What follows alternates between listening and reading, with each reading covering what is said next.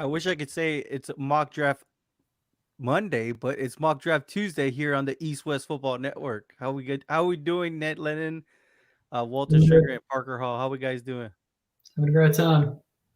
Hey man, so Great. it's Another like wonderful Tuesday. Yeah, doing well. hey, like we said, man, Tuesdays and Thursdays. Right now we have the East West Football Network's draft show, but this week is going to be a little interesting twist. We're gonna dive a little bit deeper, right? We're gonna go to the second round. But just to get caught up on some news around the NFL, a lot has happened since the last mock draft we had previously. So, Brian Schottenheimer, the offensive coordinator for the Seattle Seahawks, he's been released after they said they were going to keep him. Chuck Pagano, the defensive coordinator for the Bears, he's retired. Doug Peterson was fired. And we had Gus Bradley, also named the defensive coordinator for the Oakland Raiders, Las Vegas Raiders. I'm sorry about that. And Dan Quinn is now the Cowboys defensive coordinator. Guys, like wow, like it's insane, right? The NFL, like it's definitely always interesting in the NFL, right? Real quick, you guys give me some feedback. What do you think of some of these moves long term? Is it going to Well, affect the draft in any way? my question is, what does the Peterson move really mean for Carson Wentz now?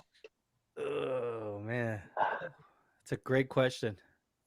I mean, No, it's a great question. yeah, I agree with that too. I mean, it seemed like at the end of the season they were all in on Jalen Hurts. So now, do you get a new coach that prefers Wentz over Hurts, Hurts over Wentz? I mean, it's going to be an interesting offseason for the Eagles fans for sure.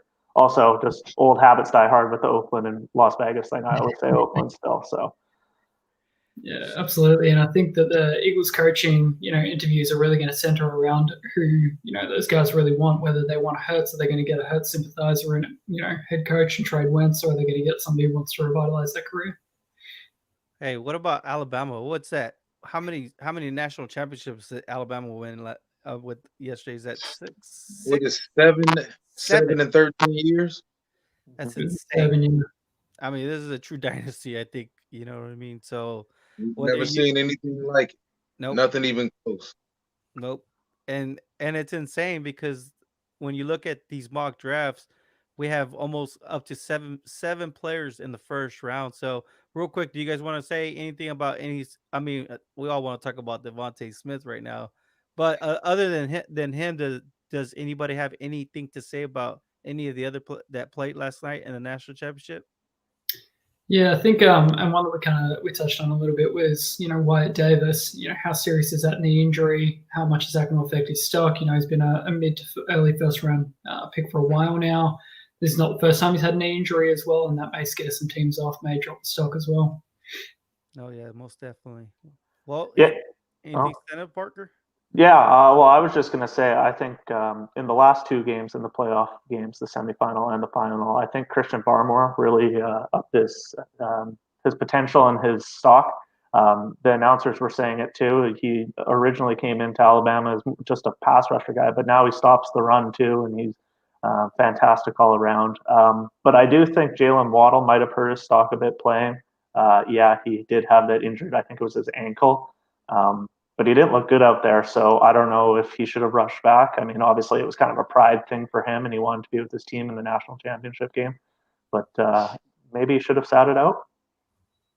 Well, it's one of those things, I think that he already did enough to solidify, and we know what he can do. I mean, even last year with the limited with having Henry Ruggs and Jerry Judy, you could see that what he could do. I mean, he was more than just a speed guy, as what Walt said early in the season before the season even kicked off, I believe. So let's get right into it. So it's gonna be the second round. So I'm pretty sure we're gonna have a lot of questions about who's this player, because I mean sometimes when we look around, we don't. I mean, aside from the first rounders that we've already heard, besides Trevor Lawrence, Justin Fields, Zach Wilson, right, Michael Parsons, and Right. Penny Sewells. Let's dive in.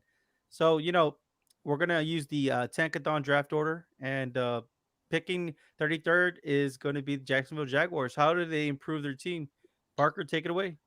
Yeah, so in my first mock draft that I put on the East West Football Network website on last Friday with the 33rd pick, so the first pick in the second round, I have Jacksonville taking Marvin Wilson, the nose tackle out of Florida State. Kind of a need for them here. They don't really have a big run plugging nose for their 3-4 defense. And I mean, fill the need. Why not early get the home or the in-state prospect? Marvin Wilson does probably have first round talent as well. So if they get him here, I think he's a good pick. I think that we've heard his name often, right? And his name was projected last year as a top 10 pick. So yeah, he's a Florida State prospect, and that's Walt's been banging the table for him for a while now. But let's move along. 34, the New York Jets. How do they get better? Yeah, New York Jets with the second pick in the second round. I have them taking Alex Leatherwood, offensive tackle out of Alabama. I mean, you guys probably watched him last night. In my first round, I have them taking a quarterback with the second overall pick. I'm not going to tell you which one, but they got to get him protection. I mean, they do have Becton, who they drafted in the first round last year, so they might be able to slide him over to right tackle. I always saw him as a better run blocker than a pass blocker, so that might be beneficial to them. You slotted Alex Leatherwood at left tackle, and then you're good to go. You protect that new quarterback. Man, and just like you said you have some interesting names, and you have one of the most interesting mock drafts I have seen right now. So if you have any opportunity, make sure you go to eastwestfootballnetwork.com and you can check out Parker's draft, and you can even leave comments on there, so make sure you don't miss out on that. But let's move along. We have the Atlanta Falcons. They're picking 35th. Yeah, I mean, I guess I better tell the viewers first off. I usually don't make mock drafts this early just because of free agency and stuff, and I like to start them after. And just when you know what the team needs are, if they address in free agency, you see the new coaches coming in. Obviously, there's some moves this past week. So usually I don't do it this early, so there might be some hot takes, but leave your comments, and I'll definitely love to read them. So with the third pick in the second round, Walt already leaves his comments. So I got Atlanta taking J.C. Horn, the cornerback out of South Carolina here. I haven't watched too much film on him, but he does fit the mold of what Atlanta in previous. I mean, obviously Quinn's gone now, so who knows what's going to change there. But they usually like to have over 6 feet tall cornerbacks, guys that play man. I think J.C. Horn kind of fits that mold. So on this one, let's go ahead and go back to Ned and Walt real quick. I think this has been one of the most interesting prospects in this draft, and because he had, what was it, 2 straight games, and you could chime in on also, Parker, but he had 2 straight games where he looked completely dominant, like you said. He has bloodlines. His father played for he played for the Saints, the infamous cell phone, touchdown celebration. J.C. Horn spelled it's actually spelled out right, Jaycee. So it's not just J and then a C. But anyways, getting back on subject, he had two really, three really good games. He's very physical. He showed up and then he just opted out. Um, so when you opt out after showing out like that, do you feel that this is a right slotting for him, or do you think that he is going to be a first rounder? Ned, go ahead and start that off. Yeah, I think, coming into that Auburn game, there was a lot of questions around J.C. Horn. I think he hadn't even had a career interception at that point. All of a sudden, Bo Nix boosted his stock for him and made him look like a superstar. Showed off his aggressive traits, great man-to-man coverage, as Parker said. Beautiful physical specimen as far as a guy at cornerback, everything you kind of want. For me, I don't think he's quite there yet. I know that if a coach really falls in love with him, absolutely he could be a first rounder, early second rounder. I don't think talent's there. I think that the development needs to come along. He really needs to get coached up and work around some veterans and good locker room. But the potential is absolutely there, ready to go. I just worry about his lack of production up until a couple of games, and then did what was best for him. He opted out and tried to get sell high on his stock while it was there. Yeah, I mean, Walt, give us your take on this one. I like J.C. Horn a lot. And as Ned touched on, he possesses those traits that NFL scouts and GM salivate over. The same traits that everyone said CJ Henderson had last year, the same traits everyone says that Caleb Farley has also this year.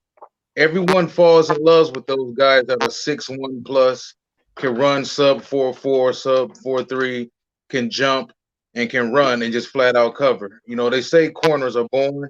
You can see it in these guys, honestly, when you see them out on the field. You know, we saw it in CJ Henderson last year because CJ consistently week in, week out shadowed some of the best in the SEC. And when I look at Horn, I see a guy, he's 6'1, long, he's athletic, and he's a man-on-man corner, and that's what everyone loves now. I actually compared him a lot to Dominic Rogers from our. Oh, I love that you give a player comp. Hey, Parker, do you have a player comp for him? Yeah, I mean, DRC is definitely a good player comp. I don't have really anyone in mind. I don't tend to do player comps too much, but I will say that, I mean, obviously cornerback's such a hard position to mock too. And I mean, I know Walter's huge on a guy like Elijah Molden out of Washington, and there's a few other guys out there that I know. Whoa, not anymore. Not anymore. No. Okay, fair. I'm not as high as I was. Right. No. Well, you did say that you liked his versatility, but yeah. I think he's pretty much like a perfect slot. I don't think he can really play on the outside at the next level. He's too grabby. I don't think he's fast enough, but he can be sort of a Byron Murphy type. Okay. Yeah, for sure. But back to the point I was trying to get at. I mean, there's other cornerbacks there. It really comes down, and I mean, production is so hard to grade too, right? Because it's obviously your top cornerback. You don't want him to be, or he's usually not productive because they tend to keep the ball away from him and then go to the other side of the field. So, I mean, that's how I can't judge a cornerback based on that. I know a lot of people, like Ned and Walter just said, they base people off the underwear Olympics at the combine. A lot of cornerbacks like that. So, I mean, it's probably one of the harder positions to grade, in my opinion.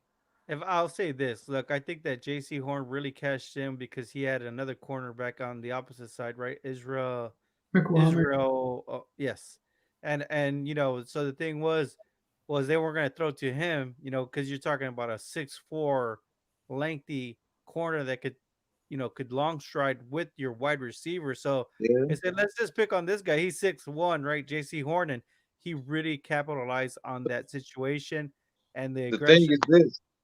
I haven't seen anyone have him mocked ahead of J.C. Horn either. And I think it's similar to like the Mississippi State situation when Jonathan Banks was the All-American. He was getting all the picks. But that entire final year at Mississippi State, it was pretty much unanimous that Darius Slade was going to be the better corner at the next level. So we can be careful with it because I think he's hearing something for him to opt out. Yeah. Well, like I was just saying, just to finish it off, I think he cashed in, and like you said, he heard the right murmur, and he said, you know what, I'm opting out because of COVID, and now his stock is actually really high right now. So, I think where you have him slotted, that's actually a good place. Let's move along. We have 36, and the Dolphins seem to have just like cashed in at the right time with this draft, right? It looks like it's like the NBA lottery for the Miami Dolphins, but how do they continue to improve? Yeah, I mean, obviously the Tunsil trade got them a lot of capital for this year, so that's going to be exciting for Miami, and they're already obviously a good young team here. So, I mean, it's only up for Miami, in my opinion. I have them taking Dylan Moses, the linebacker out of Alabama. I mean, this can be debated as well. There's lots of good linebackers out there. Dylan Moses, I mean, if we're giving a player comp, I guess he kind of plays like a typical Alabama linebacker, like a Reuben Foster, stuff like that. The only thing I did notice with him is in obviously the semifinal game and then in the championship last night. I noticed that injury that he had, and I want to say it was a leg injury. He just kind of seems a bit slower than what I expected of him before. I mean, he obviously did, before that injury, have first-round hype all around him. He was considered better than Micah Parsons. From what I remember. So I mean, this one could be a toss-up as well here, but I think Dylan Moses, middle linebacker, is a team need for Miami. So that's where I'm going with them. Yeah, Dylan Moses has been one of those linebackers that's just sideline to sideline. So, interesting prospect. I know that this year wasn't the best for him, but I mean, if you look back and look at the tape, he's consistent. All right, let's move along. We have picking 37th, the Philadelphia Eagles. Well, should I say the Philadelphia Eagles without a head coach? Yeah. Philadelphia, I mean, obviously now another quarterback, huh? well, sticky situation there, right? I mean, who are they going to go with, Wentz or Hurts? Obviously, at the end of the season, it seemed like Peterson loved Hurts. Obviously, pulled him in the last game. I'm not going to get into that debate because Jerry might lose his mind at me. But I have them taking Walker Little, the tackle out of Stanford. Again, another guy before his injury, he was a top 15 talent in my opinion, and I think he's still, if he can get back to fully healthy and teams deem him fully healthy, then he'll be a good production guy, good value in the second round. Obviously, you get a guy at O-line that is a team need. I think their O-line is terrible. And then they can slot him in and protect their quarterback, whichever one they want to go with. Yeah, I'll say this. I just feel like it feels like Walker Little has been at Stanford forever. You know, I think that's Right. I just think that's Right. that's just a knock. It's just that he's just an old school offensive. He's just that old school offensive tackle that will just maul you to the ground, right? So it's just one of those things that automatically, oh, he's not a zone scheme. But I mean, hey, that's a pro style offense that Stanford runs. So, you know, in a pro style offense, you're not going to get a lot of zone scheme. You're going to get maulers that are going to run you over. So, can he fit in today's NFL? Yes, he's a bright man. He went to Stanford, right? But I just think that a lot of people knock him because he's been there for a long time. I mean, he truly graduated, you know. So let's just move along. We got the Bengals, man, at picking 38. Excuse me. Yeah, so Cincinnati, most, I guess, you guys will see when you go to read my mock draft, but a lot of the things I try to do is fit team needs in the first two rounds, and then later on it's kind of go for the best player available or taking risks on other players. So I have Cincinnati going with Jalen Mayfield, the right tackle out of Michigan. Big need for the Bengals. I think that's their weakest position on the offensive line. Then probably one of their weaker positions on offense all around. So you slot him in, you get Joe Burrow some more protection, helps the running backs, Joe Mixon. So right tackle I think is a good spot for him and Cincinnati to go here. So, like what Jalen Mayfield we were looking for is, can he play left tackle, right? Because last year playing right tackle, he had the success, right? Everybody talks about it against Chase Young. Mm-hmm. You know, this year he had a few, a few penalties. But if you actually break down his tape, he actually has good technique, but his awareness is actually pretty good. Like it keeps his head in the swivel even as he's putting his block. So he does have good technique. He does have a good awareness. So I do think that he is a good prospect overall that can be coached up the right way. Does anybody want to chime in on Jalen Mayfield? Yeah, I think Jalen, he's a big, strong right tackle that pulls well, and he more than holds his own in man-on-man situations. No, nobody pushes him around. He's tough. He's got that attitude that all those Michigan linemen tend to have, whether it was John Jansen, it was Jake Long, it was Taylor Lewan. Well, not to Taylor's extent. Taylor's a little different. You know, Taylor's got that. He got a serious attitude that you want, but they all tend to have that same type of chip on the shoulder, that same type of bite that you get in all those Michigan offensive linemen. And I think Jalen has enough talent, enough potential, and he's shown enough to get by. And I think someone's going to fall in love with him. I think both of you are correct. Matt, No, go on. I was just going to say that I like Jalen Mayfield, obviously, as a run blocker more than a pass blocker. And for that reason, I put him at the right tackle, more of a traditional run blocking position. And then they also have Jonah Williams still at left tackle. lot of people are saying, oh, maybe they'll draft Penei Sewell in the first round, right, if they get the opportunity. And obviously, then I guess you would bump Jonah Williams over to the right side or whatever it may be. But I think Jonah Williams deserves a real shot at left tackle. Why not? I mean, it's one of those things where the actual emphasis is protect Joe Burrow at all costs because obviously they found their franchise quarterback, and that's great for the Bengals. Let's move along, right? And something that we forgot to mention also was the Carolina Panthers and the Miami Dolphins will be coaching the Senior Bowl. So interesting take, right? Normally the Senior Bowl, the way they determine, as I did a little bit of research, is the teams that had a high draft pick, so to say. But it's an invitation, case by case basis. Right now, we got the Carolina Panthers, one of the most interesting teams in the offseason, right? Because you brought in a collegiate coach, you gave him full control of the team, the decisions made on player personnel, coaching, and it looks like the general manager, and he also coached offense and defense, which is something we haven't seen or heard of in a while. So obviously the NFL cannot get enough of him. The fans can't get enough of Coach Matt Rule, and I'm pretty sure it's going to be very interesting to see him in the Senior Bowl this year. But how did the Panthers get better with your draft? Yeah, I mean, obviously, like you alluded to, them coaching the Senior Bowl, I think that's so valuable to have that opportunity. I mean, I would want to do it every year. You get hands on with these guys, at least half the draft class or majority of the draft class, right? And then you can really come down to who knows your scheme and who's coachable and stuff like that. So I think that's such a super valuable thing that's going to benefit Carolina this year. With my pick, I have them taking Nick Bolton, the linebacker out of Missouri.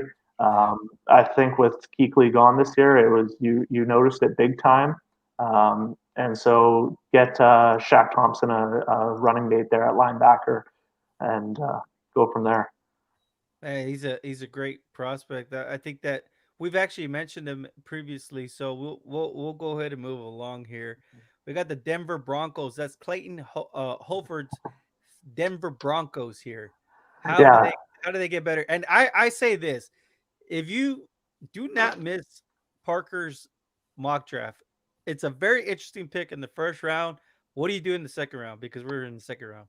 yeah. So I mean, obviously, the big question here, like I said before, it really comes down to free agency and is Von Miller coming back? Kind of seems like they're kind of on parting ways, for lack of better terms, I guess. Yeah. So I'm not fully convinced Von Miller's coming back. So then obviously we saw this year they had a terrible time getting after the quarterback with just Bradley Chubb. So they need someone across from him. Rashad Weaver, the edge rusher out of Pittsburgh, is probably your best bet at this point. Slot him in across from Bradley Chubb, and hopefully that becomes a great dynamic duo. And I'll say this real quick. I don't think that a lot of people have heard this name before. So Ned, Walter, I'm gonna need some help here. I mean, I understand that Pitt had a great defensive line. You know, there's Jalen Twyman, there's Patrick Jones the second, to name a few. But Rashad Weaver, what I liked about his game, and I'm just gonna say this before I turn it over to Walter and then Ned and then Parker, is effort. Man, that guy has great effort. But go ahead, Walt. I mean, tell us? I mean, what did you see with Weaver that people should know or help people understand? Well, you touched on it just now. I think all three of those guys on that Pitt D line have extraordinary effort, Oh yeah, and they're good. They're pretty solid athletes. Both edges are pretty good athletes. I think with Weaver, I compare Weaver to Rashawn Gary coming out of Michigan. I think he provides a lot of scheme versatility, and he's right in that height weight range that everyone seems to love their 4.3 DNs to be. He's about 6'5", 270. yeah. And I think he can be I think he can be a true 4-3 every down guy. And he can also bring some versatility into 3-4 if you want to put together some NASCAR packages for him. And like you said, the effort is there. I actually had Patrick ahead of him. Huge Patrick Jones guy. You know, I may be the only one on earth right now, but Patrick Jones will prove everyone wrong. Well, I'll But tell you yeah, this. I'll tell you this. I find you a person who believes in you as much as Walter believes in Patrick Jones. But I will tell you this: Patrick Jones if you look at his year by year stats, he's ascended in the right way as far as his sacks. I think he had registered, what was it, 9 sacks this season? So, I mean, when you look at it, his previous years, he's progressed the right way. Ned, do He you want to finishes. chime? He gets the strip fumbles as well. So he's not a close, but no cigar type of DN. He gets there and he finishes. Him So real and quick, Weaver both get there and finish. Honestly, with Weaver, I'm real big on Twyman right now. I think that he is a, I think that Twyman, I think that he is a grade 3 technique. But did you say that Weaver would be a grade 3 technique? no, I think, and if you do want to put him in that situation, I wouldn't do it every down with him.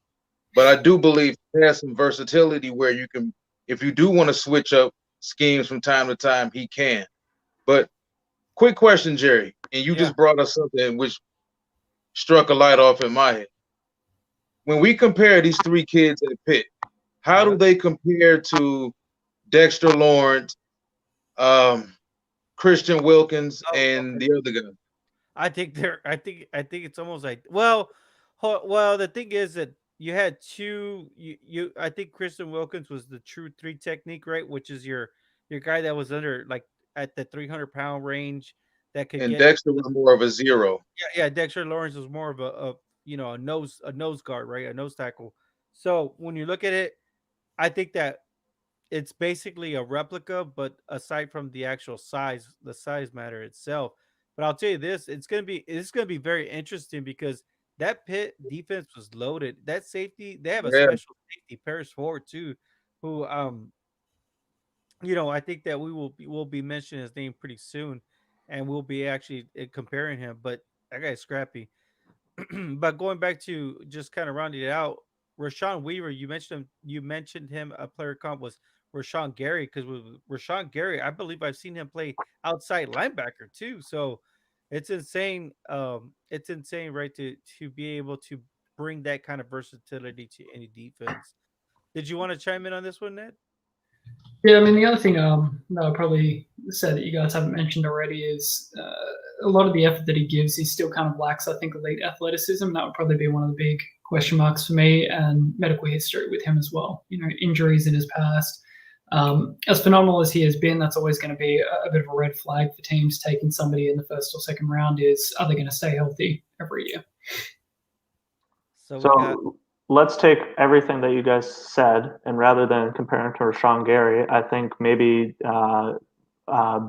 Michael Bennett might be, or yeah, Michael Bennett. I yeah. mean, you can use him in that NASCAR package, like Walter said. I mean, he's not the most athletic specimen, like Ned said, and yeah, so I think that Michael Bennett had a great career with the Seattle Seahawks. So it definitely does count when you have the right scheme fit, right? for So sure. so let's move along. I mean, right now Michigan needs to find a winner. And picking next at 41, we have the Detroit Lions. Oh my goodness, the Detroit Lions. I mean, what do they do? Let me just turn this over just to the citizen of Michigan, and let's ask Walt, what should they do? Who should they bring in as far as general manager and, let's say, head coach, the whole shebang? What do we do? honestly, Jerry, I'm not even gonna throw something out there because there's way too many names they're bringing in right now. Okay, So what is and what some is guys are on the second interview. So what's the name that you're hearing that is very, very close? um, Second interview. plus Dodds from Carolina so far today. Um, I've heard Robert say, how do you pronounce his last name? Salah. was Sala. I believe Salah had his second interview with the Jets today. Mm-hmm.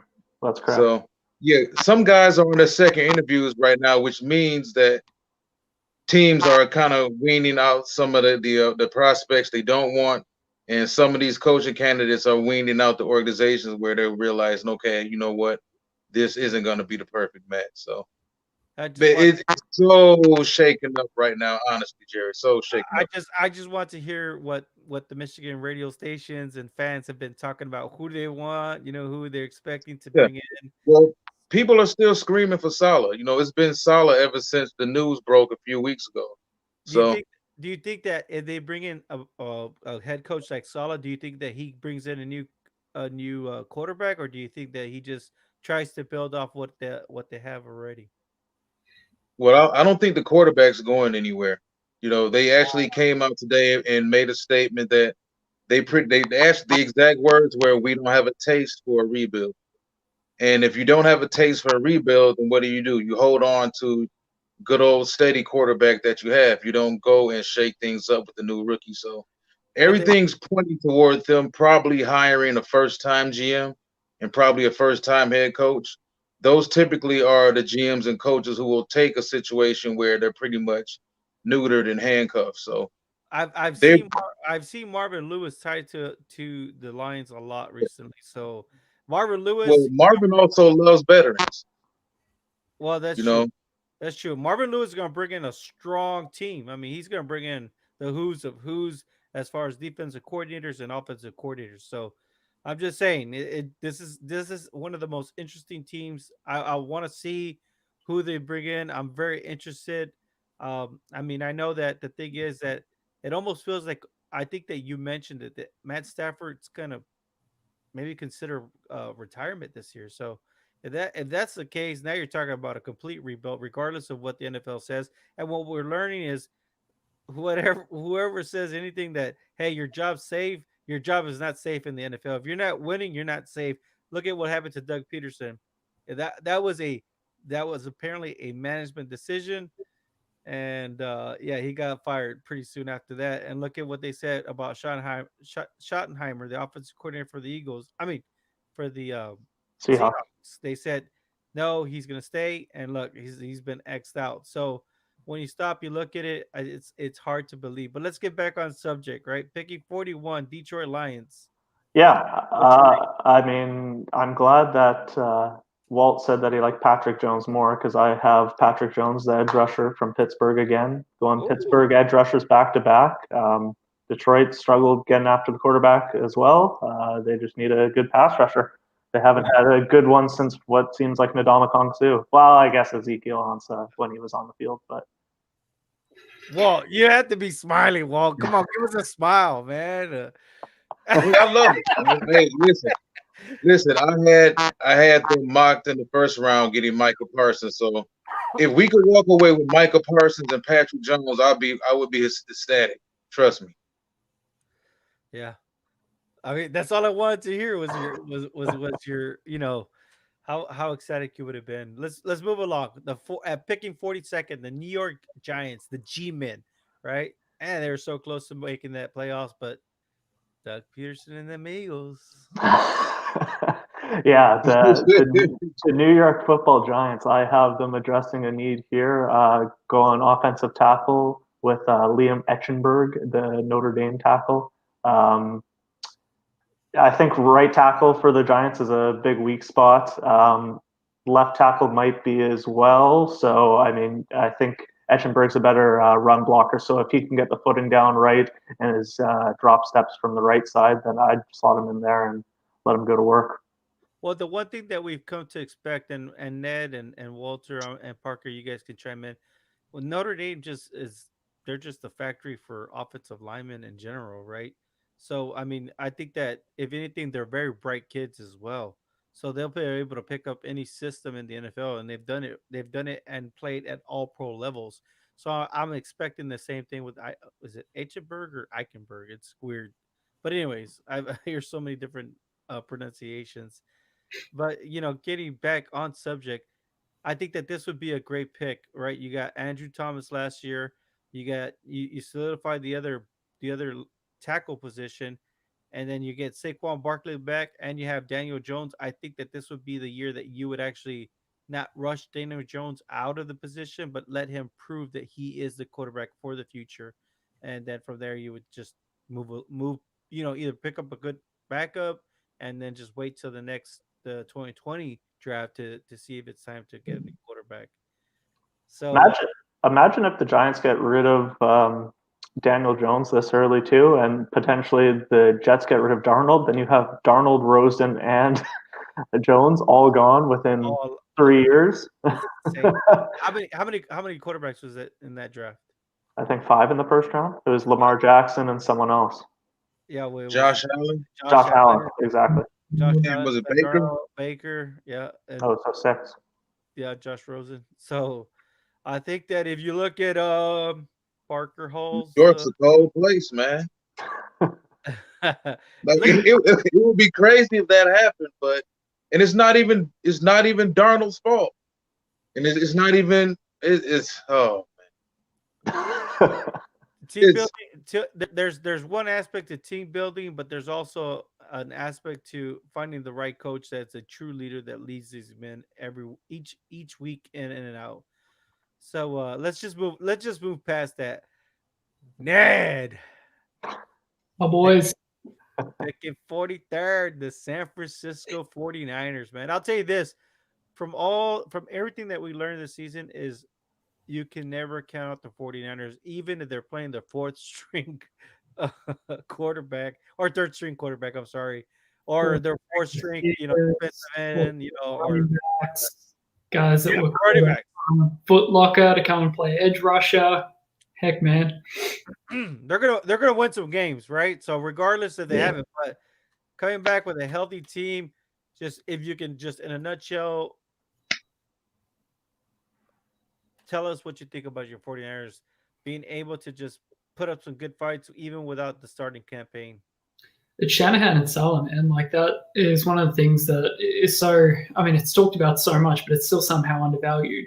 Shanahan is this offensive mind, but it's not only that, and I've talked about this plenty of times, but his ability to hold a locker room together, even when you get blown out by 30 some odd points, come back the next week and make it competitive because he has all of those guys buying in.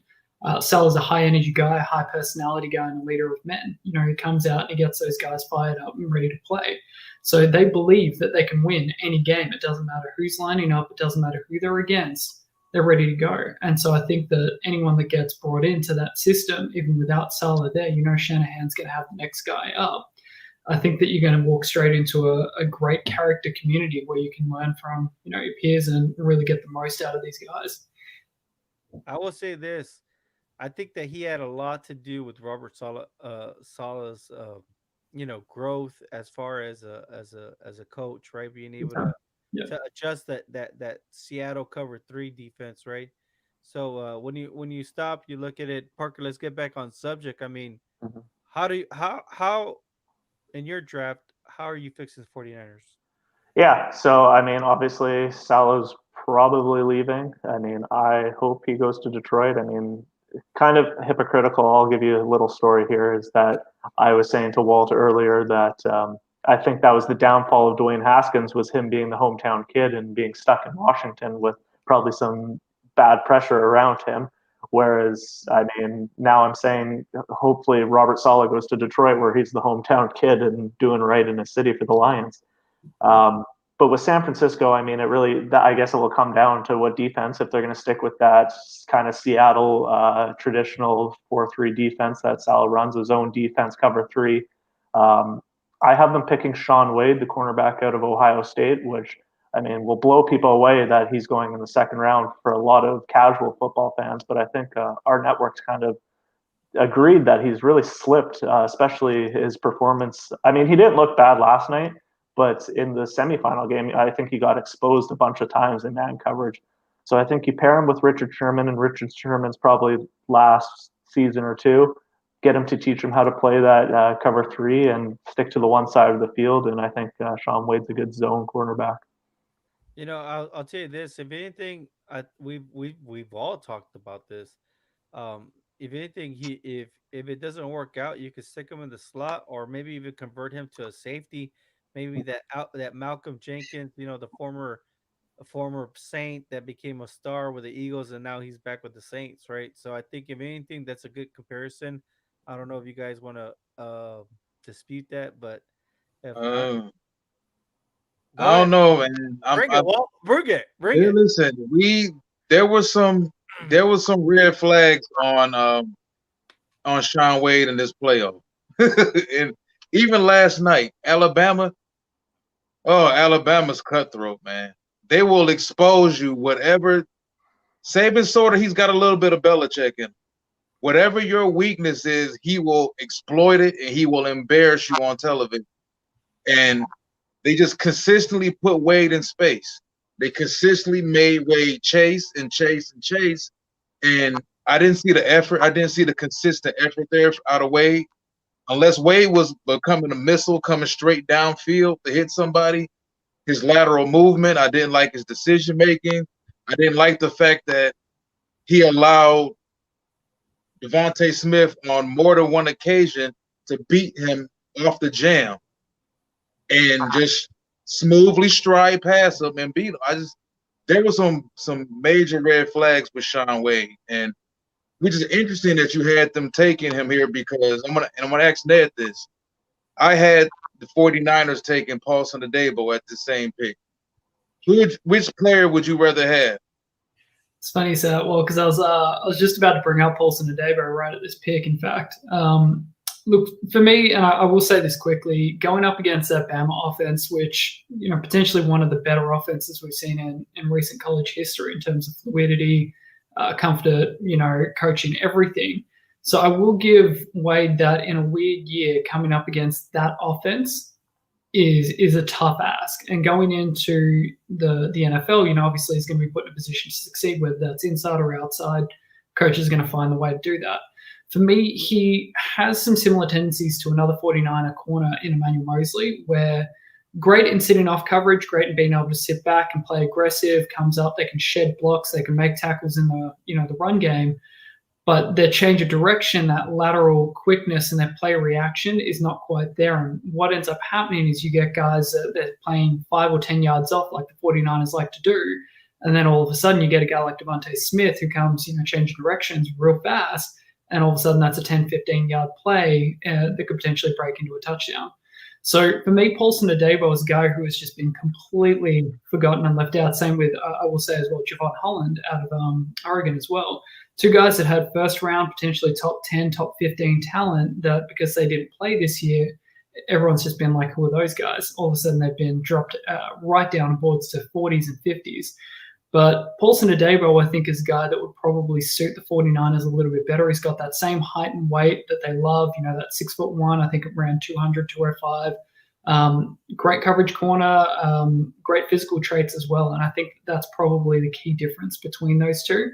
That being said, the Shaun Wade wouldn't surprise me in any way, shape, or form, depending on who they go with. As you guys said, our defensive coordinator replace Saleh. You said something that kind of struck my, struck something in me. So I think that it was the part where you said, like for instance, it's one of those things, right? Like, why did the Eagles want to lock in that 6th pick, right? When you stop and you look at it, they've notoriously have just said like, no, we don't want linebackers in the first round. But did they look at something and say like, we want Micah Parsons, so we're going to solidify the 6th pick? Or is this pick going to another? I mean, you know what I mean? So it's just one of those things that along the way that I got there. Just real quick, let's get off subject. And I just want to ask that general question. Somebody that opted out, why is Micah Parsons the only one that has not lost his leverage by opting out? Everybody else, Jamar Chase, people almost want to put Devontae Smith at pick number 3 with the Dolphins. I've seen it. I'm not just making this stuff up.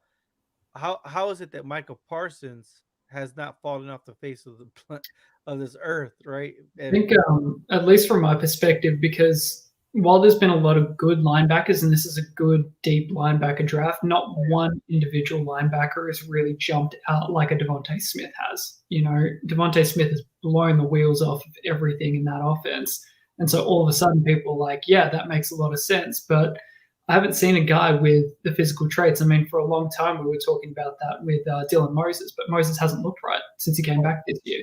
Well, you have Xavier Collins, and then you have Nick Bolton. I mean, Devin Collins isn't quite the same backer though, and that's the thing is it comes down to need and fit and position. But Devin Collins was a guy who was rated like 300th coming into this season, and he's now in a top 20 for a lot of guys.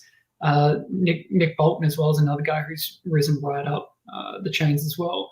But Micah Parsons, he didn't do anything at any point to question his position. And I don't think any one linebacker has said, yeah, I'm king of the hill now, forget about Micah Parsons. Let me ask you this question, and I'm going to ask this. I know Parker because I saw your your mock draft. Let me ask Ned, and then I'll ask Walt, or vice versa. So let's go with Ned. Ned, do you think that Micah Parsons will be a top 5 pick in this 2021 NFL draft?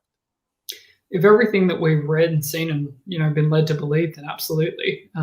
I think right between that kind of 5 pick down, depending on if we get any trades up for quarterback, because half the mock drafts I'm seeing, we're having 5 straight quarterbacks at the start with people trading up left, right, and center to get who they want. But I absolutely can see him going 4, 5, 7, 8, anywhere down along those lines. And let me ask you this, Walt. Do you think that he can last to 10? No. I think after gone before 10. I think after Trevor Lawrence, after we get past the quarterbacks, I think Micah Parsons and Penei Sewell are, and you can also throw Jamar. You can also throw Surtain Jr. in there. Those 3 guys, I think, are the other 3 elite prospects. And once you get past those 3 guys, there's sort of a fall off. Now we can also throw Caleb Farley in there if we want, but I think outside of Trevor Lawrence and probably Justin Fields, maybe a Zach Wilson, we could see a chance where all 3 of those guys go, depending on what the Miami Dolphins also decide to do. They've got their own set of drama going on in Miami right now. But I think once you get past Sewell, Parsons is the other elite prospect. And if we look at it for what it is, and it goes back the same thing with the cornerback position, there are certain traits in linebackers that you can see. You saw it in Ray Lewis. You saw it in a lot of guys coming out of college, and you rarely are wrong on linebackers. Typically, those guys are typically guys who usually have it. And I think Parsons is a guy who has it. He has those elite traits. Well said. Thank you. So we got a couple comments. So let's go ahead and go back to our comments here. Terrion Rogers, our very own Terrion Rogers. He is on the East West Football Network. He's actually employed by the Las Vegas Raiders. and he also writes for the AFC West division on the East West Football Network.com. He says, if the Lions keep Stafford, why not hire Brian DeBoer? What do you think about that, real quick, Walt? This is an interesting question because look at the success the Buffalo Bills are having. What do you think? I'm not necessarily sure if Stafford would mesh with that offense. I think currently right now it doesn't even really matter. I think right now Stafford, he's sort of a gatekeeper right now for whoever the next quarterback is going to be coming in. Okay. So whoever they hire, if the Lions have any real rationale and logic, the next guy that they'll be bringing in, whether it's offensive coordinator wise or head coach wise, they'll have that next quarterback in mind, and Stafford pretty much won't even be in mind, even if they decide to keep. Yeah, I think with the Brian DeBoer, I think that his name at the end of the tunnel is going to be with the. I think he will be the head coach for the Las Vegas. Oh my goodness, Los Angeles Chargers. I'm sorry, guys. I am. I'm here. I'm here. I just trying to. I will say, just getting back towards the draft stuff. I mean, I'm not that big on Shaun Wade. You guys know. I mean, you guys in our draft team know how big I am on Paulson Adebo as well. Right. I just think that San Francisco would see Wade as a better scheme fit for them. I'm also not that big as everyone else is on Parsons, but he does seem like a consensus top 5 pick. It's just in my personal opinion, if I was a GM, I think you can find talent at linebacker in the later rounds. So unless he's really jumping off the board, I think you can wait. And I mean, you've seen that with like guys like Bobby Wagner and stuff. I'm pretty sure Bobby Wagner is a 3rd round pick. Second, yeah. I mean, I think you can get guys later than in the top 5 for that position. For sure. That will give you good production. Look, Justin. It looks like Justin Mack. I don't know if that's Justin McLaughlin, but if he is, that's a part of our team. If not, he's just somebody that just timed in. I think he was referring to the Lions. They need to start fresh, and got a little round. Thank you for the love. Walt loves you. Getting back on board. Look, real quick, just to end it off with Sean Wade. What I see with him is he's trying very hard to do a move to outside linebacker, outside corner. And the one thing I did notice was he was trying to get the inside leverage, which is a great technique, but he's still new to that position, and he doesn't know how to use his body to push out the wide receiver You outside. know what? Honestly, not to interrupt you, Jerry.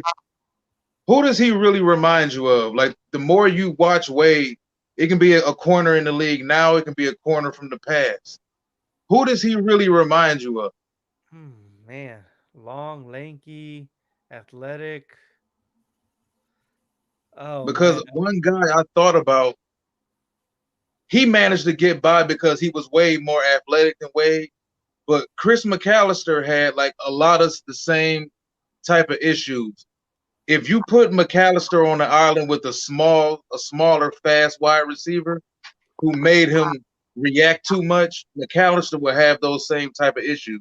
Now, Chris McAllister, I think, is bigger than Wade. I think McAllister was around 210, close to 210. yes, And McAllister also ran that 4.3 yeah. in his pro day. I'm not sure if Sean Wade is that fast, but I think he's another guy.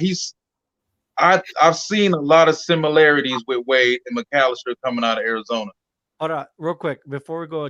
I hate to hit. I know you're on strike, but look, just to give a little, I guess, people understand who Chris McAllister is. He was top cornerback for the Ravens when they had the Super Bowl run. I'm sorry about that. Go Walt. Finish what you're gonna say. Oh no, that was it. That was it. Oh, okay, cool. So moving along, the Dallas Cowboys picking 44, America's team, Yeah. all East West Football Network's favorite team. Yeah, right. Yeah. I honestly think I'm on an island all by myself, with the whole Cowboy situation. But it's all good. It's all good. Yeah, no, you gotta own your team, that's for sure. I got them picking Chaz Surratt, the linebacker out of North Carolina. I like him a lot. You just solidify that linebacker core as the best in the league with Van Der Esch and Jalen Smith. He reminds me kind of Jalen Smith. I wouldn't put Jalen Smith obviously can play the middle more, but I think you'd leave Surratt on the outside and let him be a weak side guy, let him work in coverage, come off some blind side blitzes and stuff. He's super athletic and great player. Yeah, I think definitely. I mean, especially with Dan Quinn coming in, I think that for sure. I mean, the only thing with Chad Surratt is I don't know how many times I've seen him come off the blitz, and I think that the Cowboys are going to need to address the linebacker. If it was just a typical 4-3 defense, I would say this is a perfect match, especially with Sean Lee. I don't know how long. I mean, how many years can we keep him going? I think that he'd be a good transition for a linebackers coach or a coach on any staff. I think that that'd be his next move. But Chad Surratt, I love his game. Walt, Ned, do you guys have anything to add about Chad Surratt? What do you think about the fit? Yeah, I might chime in quickly.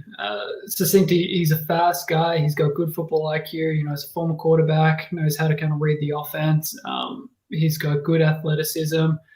Time to develop is probably the biggest thing. He's still very green, still very raw in terms of his overall package, but he's a guy that NFL teams are going to love, that high upside, that development with all those physical traits. I think that he could really develop. Is Dallas going to be a place that is going to develop him? Is probably my question. Yeah, well said. And I think we're almost nearing. No, wait. How many more? We still got quite a way. Jacksonville. Yeah. 45.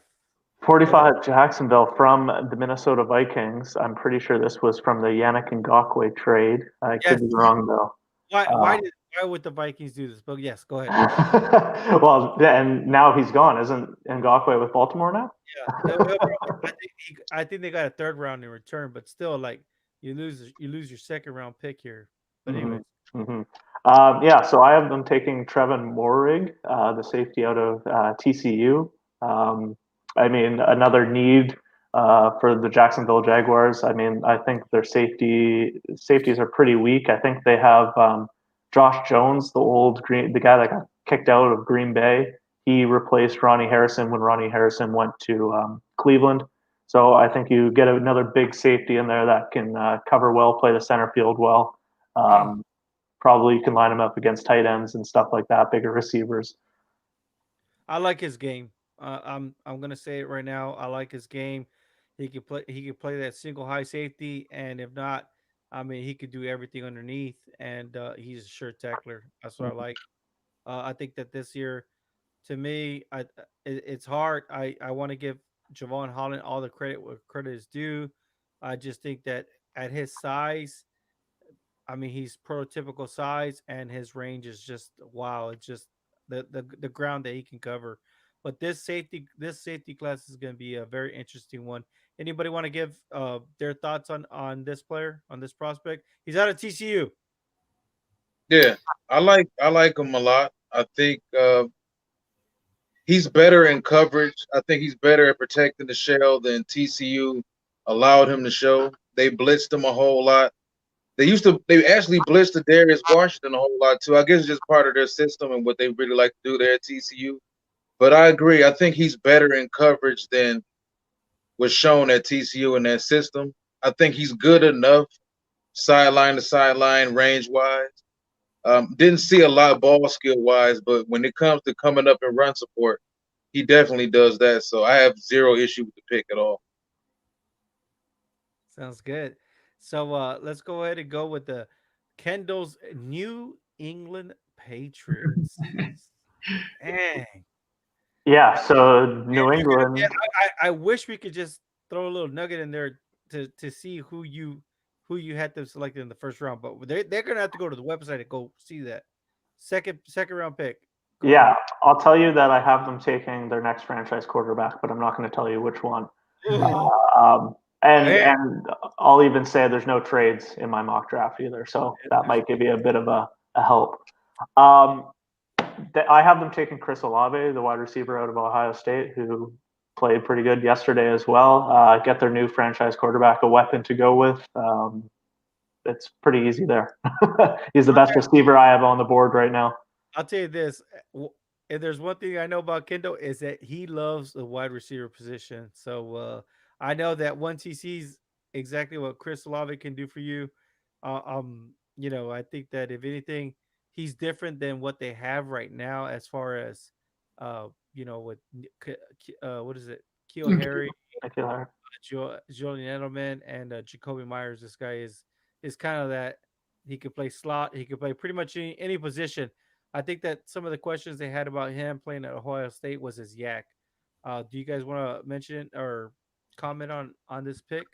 Yeah, I think we talked a little bit about Olave in the past, and he's a great receiver. To me, he isn't a wow factor. Like, he is a guy who can go out, he can make a contested catch, he can stretch the field, he can get sideline balls, he can make dynamic receptions along the sideline. But he's just not a wow kind of guy. And I think that New England has a lot of those guys who just aren't dynamic wow guys. And depending on with the quarterback, which I will say Costa wouldn't be too happy with, but with that kind of pick is I think that could actually be a good tandem. I think that that's going to be very telling is if Olave is going to fit into that Josh McDaniels system, which I absolutely think he could. I think so too. So let's move along. The picking 47, one of the most interesting, right? I think there when we measured it, we asked one of the questions we asked, which team is the most interesting team that would you like to take over, right? Which was the Chargers or the Jaguars. But picking 47th is the Los Angeles Chargers. How are they getting better in your draft? Yeah, I mean the Chargers are definitely an interesting team because they're good, but I mean they just fired Anthony Lynn, so we'll see what happens there and what the staff brings in there. They found Um, they found their franchise quarterback. mhm, mhm. I was And completely wrong with him. oh, I was too, and that's the funny thing. I'm a huge Oregon fan, but I mean Justin Herbert, he didn't wow me at all. I mean I saw everything that he did bad, and I was like, wow, this guy is not a franchise quarterback, but he I mean, everything, he turned that around this year and had a good season. So I'll give him. Obviously, he's the future of the Chargers for sure, unless injuries or something happen. But God forbid that. Now, Sure. I have them taking Rashad Bateman, the wide receiver out of Minnesota, who, without a doubt in my mind, is a first-round talent. It just, when things came to mocking other picks and team needs and stuff like that, he kept falling down the board, and what I feel like would fit team schemes and stuff, he just kept falling down and falling down and falling down, and he lands to the Chargers. So, I mean, if he gets to the Chargers here and they pair him with Mike Williams and Keenan Allen and Hunter Henry, wow. I mean, that's a steal for sure. Probably one of the biggest steals in the draft. It'll be similar, right? This would be similar to the Dallas Cowboys, right? Taking CD Lamb. But Bateman, I think he's been like amongst the handful of wide receivers that could be a first rounder too. So let's move along. Picking 48th, which is I've made that joke before, but it's Fidel's, Terrion's, SK's, and who else? What name am I missing here? SK, Terrion, um, Fidel, and Leander Green. This is the Las Vegas Raiders picking 48. And I'm gonna say this real quick. When I looked at your draft from the first to second round, I was like, wow, I love this overhaul. So go ahead and announce the pick. Yeah, so I have them taking Andre Cisco, the safety out of Syracuse. Walt's probably not a big fan of this one because I know his feelings on Cisco, but they need to upgrade from Jeff Heath. I mean, Jeff Heath was fine. I think he's the number two. I think should have been a number two safety when he was in Dallas. You just need to get better and upgrade from him. Jonathan Abram obviously plays closer to the line of scrimmage. So I think you can put Andre Cisco back as a center fielder, a single high guy, and let him do work like that. I think though now with this whole Gus Bradley bringing in Gus Bradley, he comes from that Seattle 3. I'm just gonna say this: I'm pretty sure he could tell him, hey, you have that Earl Thomas effect, and this is what Earl Thomas would do. I think he just takes that time just to kind of get the right defensive, back coach, and they could probably fix a lot of these things because if anything, he's just trying to score a home run on every play, and I think that's what his downfall is. Right, he'll whiff on a lot of tackles, and that's what pushed him down to the second round. But the production is there. I mean, from his freshman year to sophomore, I think he had what 11 interceptions, which is insane in two seasons. But yeah, he went down with a knee injury, but I'm pretty sure he's already fully recovered from that. I want to hear both your takes on this, Ned and Walt. Yeah, I mean, Jerry, you and I have talked about Cisco in the past, and he's the kind of guy that you love his ball hawk skills, his natural instinct to follow the ball and come up and make a play. You hate when he misses. And unfortunately, that's the sort of thing that it just doesn't fly in the NFL. I think if he can really get that under control, and let's say hypothetically he is fully healthy, and we'll hopefully find out more at the combine if they have the combine this year. But I think his roof is somewhere around like an Eddie Jackson, a kind of guy who can play as a good top single high free safety and come up and make run support. He's just got to be able to keep his head dialed in and really pay attention to the angles that he takes. But he's got a very, very high ceiling, and this is a big steal in the second round for the Raiders. Walt, what do you think? What's changed? Yeah. Well, nothing, because he hasn't played in 4 months. So yeah, you know what, man, you gotta love the ball skills. He's got a hell of a set of instincts on him for damn sure. I just feel Javon Holland is a much better overall football player, and I think that if anybody's going to take, I still had Javon Holland as the top safety off the board, but I didn't have Holland going until early second round, I believe, to Cleveland, either Cleveland or Dallas. I had him going, but I think there's other safeties who probably do more than Cisco will give you. I just think that his lack of size, and you guys made the Earl Thomas comparison, but Earl Thomas a hit. He'll come up in the box, he'll hit you, he won't whiff on those tackles. He'll man everything back on the shell. He'll get everybody in position where they need to be. And we saw a lot of that from Javon Holland also at Oregon. I think a lot of it has to do with out of sight, out of mind. And before the season started, remember after this past draft, Holland was mocked as a top 10 pick on a lot of boards, and out of sight, out of mind. But I think the talent is definitely there with Cisco. It all depends on what you decide to do with him. I definitely think he can be a cover three. He can play a lot in some quarters if you're going to let him roam that seam.